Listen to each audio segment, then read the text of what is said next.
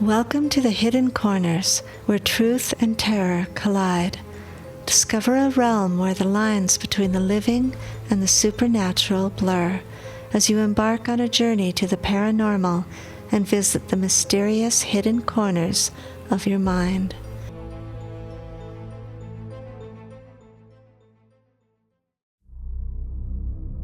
Book 3 of the Wolfman Chronicles. And this is Chapter 12, title of Wolfman Jack. Oh, we're still in Montana. The she-wolf speaks. Finally, he recognizes me. I don't know how long I thought I could hide my identity from him. He might be the only man who ever truly loved me. Could he ever feel that way for me again? I look at him as he gazes at me.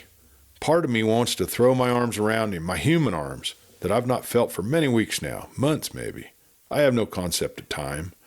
I know it's been so long that I've forgotten what it feels like to walk on two legs. He lays his hand on the ground, palm up, and I place my paw in his. I didn't want to bring him danger. I honestly thought that when I fled Russia that I would go anywhere but here. Ninisto helped me flee on his private jet to Denmark, and from there I booked a flight from Copenhagen to New York. I contacted a friend in Brooklyn who lent me a room to her apartment. I traveled under an assumed name, a new identity. I knew they were after me, the Russian mafia, for killing my husband. How do I explain how deep this web of lies exists? How my husband was part of the Russian mafia known as the Bratva, the Brotherhood. How he was involved in sex trafficking, extortion, and kidnapping. Killing him was the bravest thing I've ever done. But now my life is in danger everywhere I go. I thought, just maybe, I could escape to Jack's ranch in Montana, hide out here. At the time, I didn't know I could transform myself into a wolf. It was not until later that one night at my friend's apartment that I realized the bite I'd gotten from that old woman on the road had been enough to turn me into a werewolf as well. Now Jack sat on the floor, one hand gently petting the fur of a sleeping dog, the other stretched out in front of him, palm up. Sasha laid her paw down on his outstretched hand and gazed into his eyes. He had no doubt it was her, now that the Russians had attacked. If they weren't here for Catherine, they were here to find Sasha. It all made sense now. The frequent wolf sightings, the she-wolf that seemed to follow him, and the night in the forest when her gaze had calmed him. What was she doing here? How'd she get here? And what was he going to do with her now? He sat gazing at her for several minutes, then laid down on the dirt floor beside her. She snuggled in close, and he fell asleep, his arms wrapped around the wolf, and the two Australian shepherds cuddled in close to his back. Hector woke to the ringing of his phone. Loosening his arm from underneath the woman who slept next to him, he reached for the phone on the nightstand beside the bed. "What is it?" he asked gruffly. It was his brother Esperito. "I just got off the phone with Dario. He's expecting a full report when you mop up that mess at the Moore Ranch today. No survivors, you understand? Even from prison, Dario Antonio Usaga David kept his men in line. Until just last year when he was sentenced to a multiple 45-year sentences in the United States prison, he led one of the largest cocaine trafficking organizations in the world, where he directed the exportations of massive amounts of cocaine to the United States and ordered the ruthless executions of thousands of law enforcement and military officials and civilians. He was the co-leader of the violent organization Los Urbanos, also known as the Autodefensas Gatisnistas, and the head of the Gulf Cartel. A reward of $5 million was offered to anyone who could reveal him. Along with his right-hand man, Guillermo Alejandro of the Mesa Cartel, which was known for transporting drugs and living animals, which earned him the title of El Bestiality Bandito. These two drug lords were responsible for a multi-billion-dollar paramilitary and drug trafficking organization.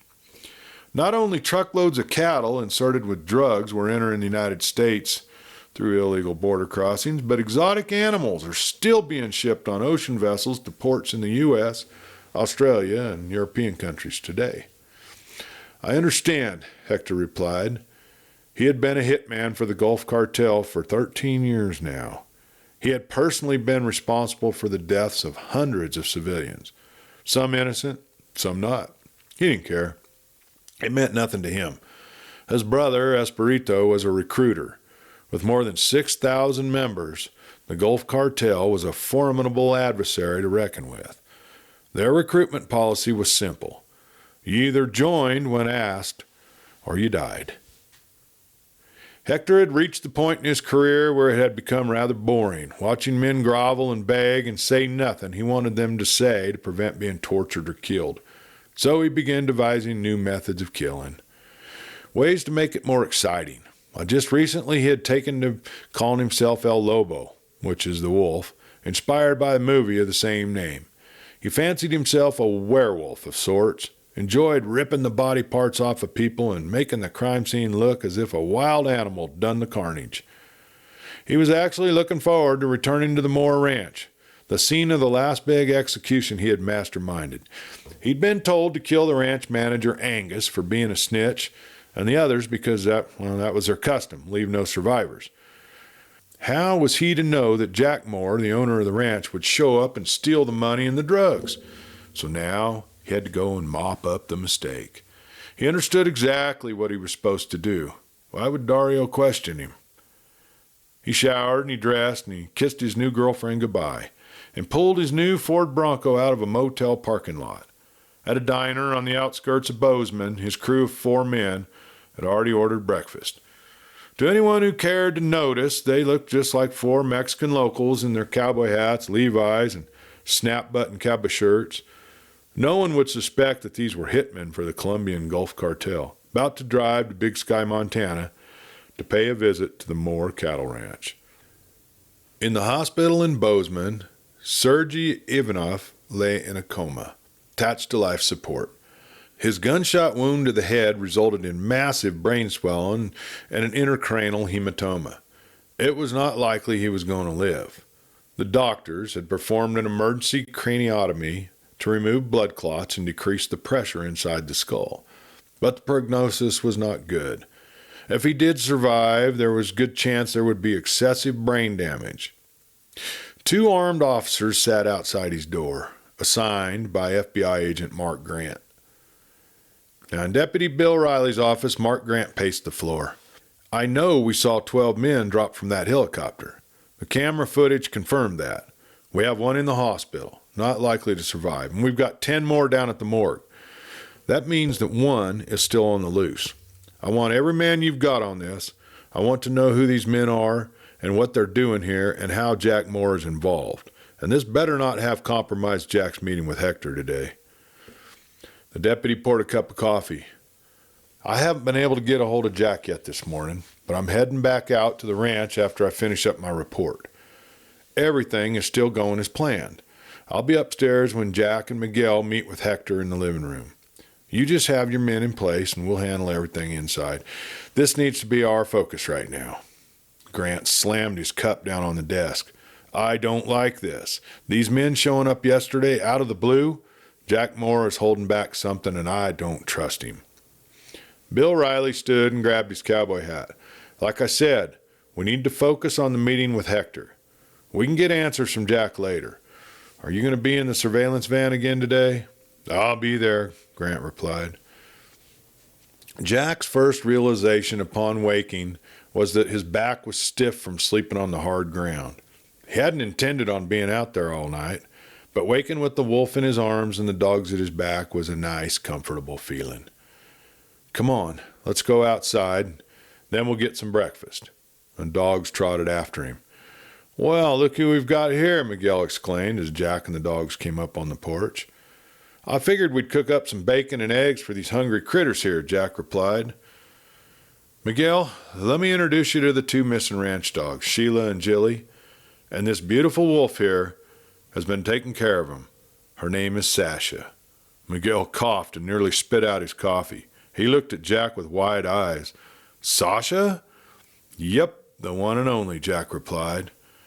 Well, that explains the intruders yesterday, sort of. I can't wait to hear this story, Miguel said with a surprised look on his face. Me too, Jack replied. The two men stared down at the wolf devouring her plate of bacon and eggs Jack had placed on the floor in front of her. The she-wolf speaks. I wish I could tell him how scared I am, how this fear keeps me hiding in my wolf's body, how this transformation has changed me. I was staying at my friend's apartment in New York when it happened. I'd only been there a few days. My friend Natalia kept insisting I go out with her, but I was scared and tired. I told her no. She went anyway, and later that night she brought home a man, someone she'd met at a nightclub. She'd been drinking, a lot. She took him to her room, and then I heard them fighting. I heard glass breaking, and then I heard him slapping her, or maybe she was slapping him. But then I heard her scream. I didn't know what to do, and then suddenly I felt this pain searing through my body. I felt my joints cracking in my jaw and my neck. I looked down at my hands, and they were growing claws. Fur was sprouting through my skin. I dropped to the ground on all fours, and I felt my back arch, and it felt like it was breaking. I cried out in pain, then I tilted my head back and let out an unearthly howl. I leaped from my room, and in seconds, I was in Natalia's, and that man was on top of her with his hands around her neck. I leaped onto his back and tore into his flesh. Natalia backed away from us both, screaming. She wouldn't stop screaming. I tore that man's neck open, and then Natalia had a piece of broken glass in her hands, and she was stabbing me. I tore it away from her hand and tried to slap her to stop her constant screaming. But when I slapped her face, it came with such force I didn't know I had. It snapped her neck, and she collapsed back on the bed, dead. I was devastated. I ran back into my room and hid in the corner, crying until my body transformed back into myself again. I left that night. I just shut the door and I left. I ran all the way to the train station and bought a ticket for Philadelphia. From there, I flew to Bozeman and then took a taxi to Big Sky. I thought Jack would be there. I thought he could help me. I asked the driver to drop me off a mile down the road from that ranch. I wanted to walk the rest of the way and figure what I would say to him. But I arrived to find nothing but death all around me. The stench of death permeated the air. I was so afraid. I hid in the woods away from the ranch and transformed into a wolf. I have been hiding in these woods ever since. It has been weeks now, maybe months. I have no sense of time. And it's been so long since I've been in my human body that I feel as if I've forgotten how to walk on two legs.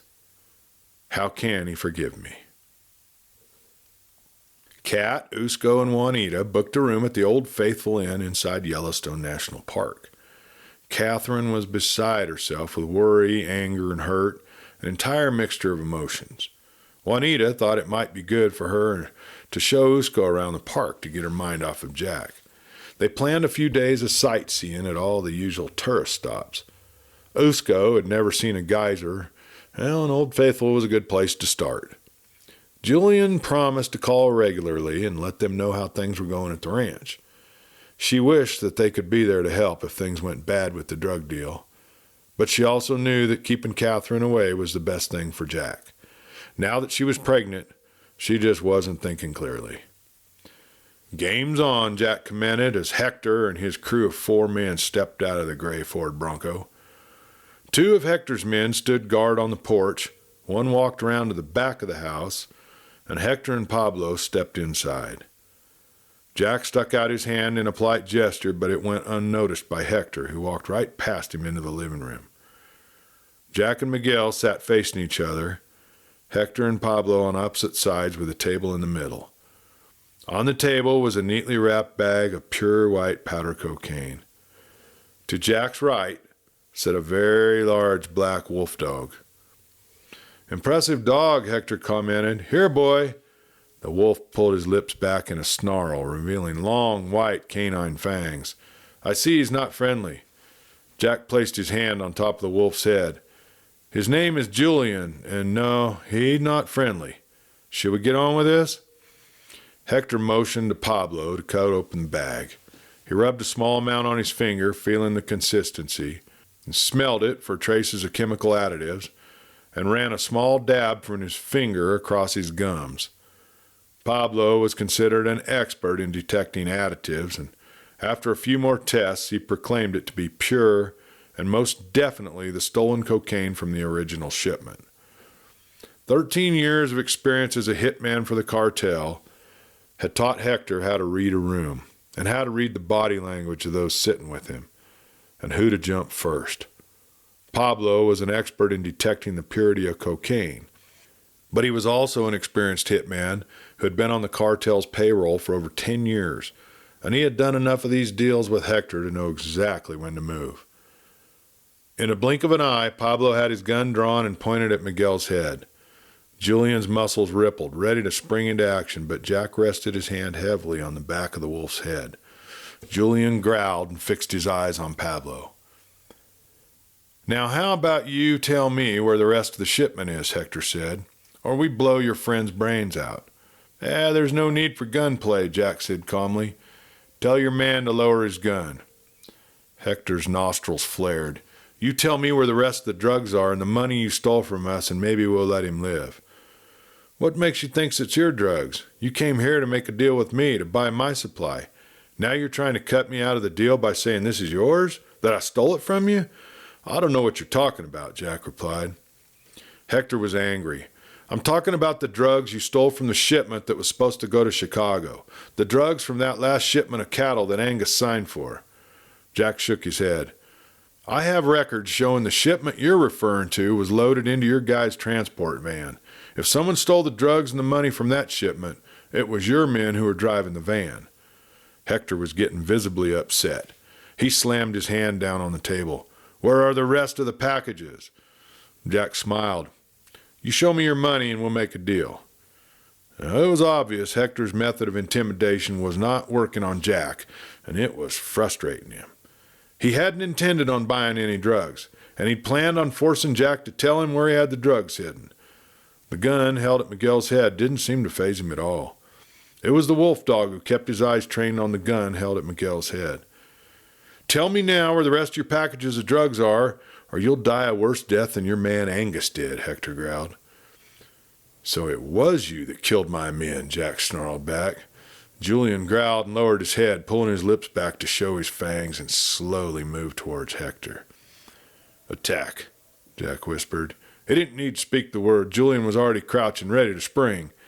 Hector quickly reached for his gun that was lying on the seat beside him to shoot the wolf, but before he could fire, Julian had sprung forward, sank his teeth deep into Hector's hand. At that same instant, Miguel ducked and Jack leapt from his chair and sprang onto Pablo, knocking the gun out of his hand. Hector was kicking the wolf dog and trying to push him away with the other arm, while Julian bit deeper into the bones of his hand, tearing and gnashing with his teeth until the wrist bones snapped. With a mighty tug of his head, the entire hand was ripped from Hector's arm. Hector screamed in pain. Blood was gushing out of the end of the arm, and he grabbed a pillow to try to stop the bleeding. Jack was on Pablo like a rabid dog, biting into his flesh with teeth that were sharp and pointed like fangs. The two men who were guarding the front porch ran inside, shooting. Jack lifted Pablo and threw him against the men, then sprang on them as well. He felt the rage build inside him, and he tried to hold back his full transformation. He knew he was on camera. Julian leaped to Jack's side and tore into the other two men as Miguel grabbed Hector's gun and shot the fifth man as he came in the back door. He fell to the floor dead.